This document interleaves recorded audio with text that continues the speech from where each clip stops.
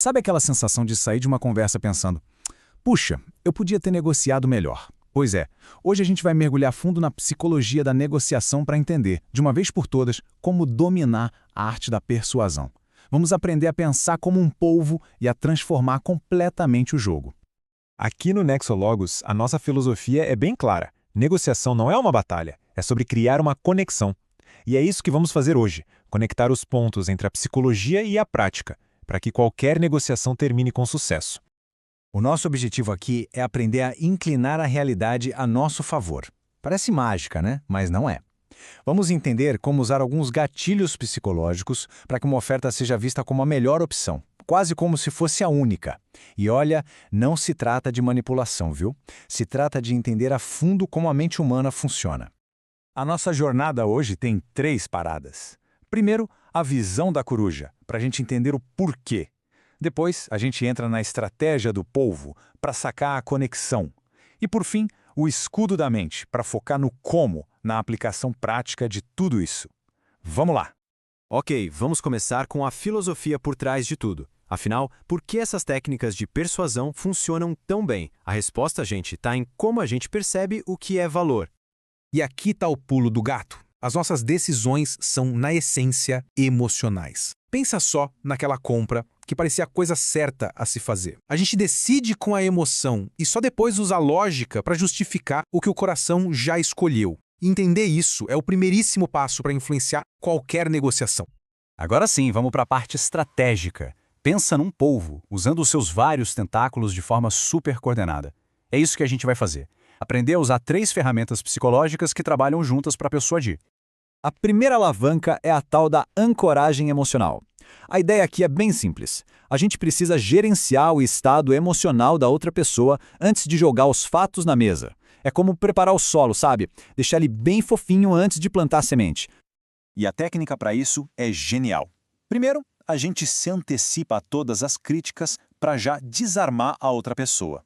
Depois, a gente joga a emoção dela lá para baixo com uma frase de impacto. Quando a oferta de verdade aparece, ela não é comparada com um cenário ideal, mas com aquele desastre que a gente pintou. O resultado? Um baita alívio e, claro, uma aceitação muito maior. A segunda alavanca é a aversão à perda.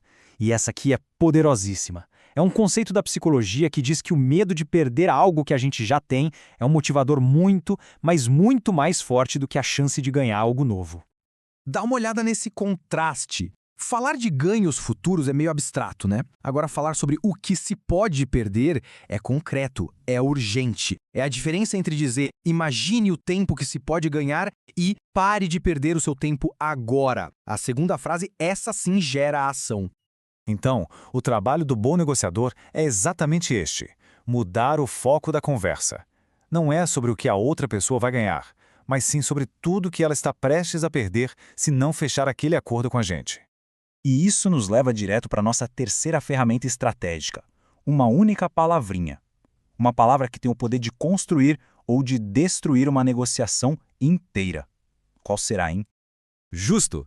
Parece tão inofensiva, né? Mas essa palavra é uma verdadeira bomba emocional, a chamada bomba J. O nosso cérebro é programado para ter uma reação quase física contra qualquer coisa que a gente perceba como uma injustiça.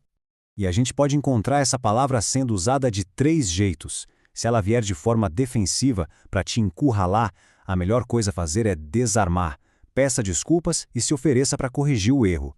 Se for de forma acusatória, como um ataque, questione a base dessa justiça. Mas o mais importante é o nosso uso, o uso construtivo. Colocar a justiça na mesa como um objetivo em comum desde o primeiro minuto da conversa. Beleza? Agora que a gente já tem a filosofia e as estratégias, vamos para a parte final, o escudo da mente. Como é que a gente transforma tudo isso num plano de ação prático, consciente? Aqui está um roteiro bem claro. A gente começa ancorando as emoções. Deixa a outra parte falar o preço primeiro. Usa faixas de valor e não números fechados. Seja bem específico nos números que apresentar e, por fim, use a reciprocidade a seu favor. É uma sequência lógica que nos protege de decisões no calor do momento. Mas por que números quebrados e específicos assim? Simples. Um número como 37.263 passa a impressão de que foi resultado de um cálculo muito cuidadoso, muito profundo. Ele transmite seriedade. É muito mais difícil questionar 37.263 do que 40 mil reais, que soa como um chute, concorda? Bom, agora que a gente já tem todas as ferramentas, vamos conectar os pontos. Um resumo rápido para garantir que a gente vai conseguir transformar todo esse conhecimento em ação de verdade.